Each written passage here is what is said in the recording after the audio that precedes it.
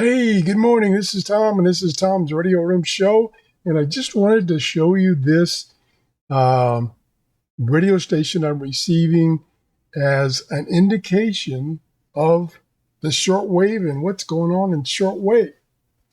Now, it is 7:36 in the morning here in Clearwater, Florida, and I'm at 13.755, and I am receiving.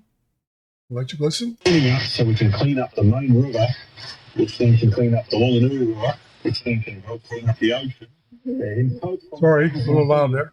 Just getting involved with the catchment groups around it. So we've started the Resurrection catchment group here, which is about over 50,000 hectares on this river. This is part of the Whanganui Region Catchment Collective, which is 800. Okay, my point is, even though past couple of days the noise on shortwave has been terrible because of the sun, and it's still, and not, you don't know how up to date this is.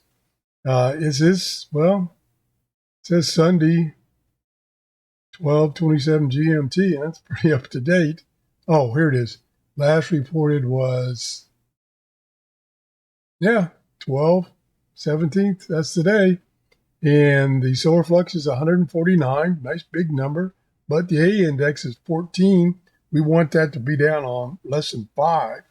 So this would indicate a high noise level. But apparently, the signals are booming through. And I did look up on shortwave-info. Here is 17355 Radio New Zealand. And it says right now I should be getting a pretty strong signal, which I am. It's amazing. Go back here. There it is. Nice big signal. There is noise. You see a lot of noise, but it's down. The noise level is way down.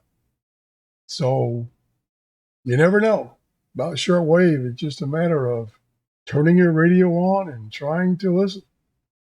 Thanks for watching, and have a great day. Bye-bye.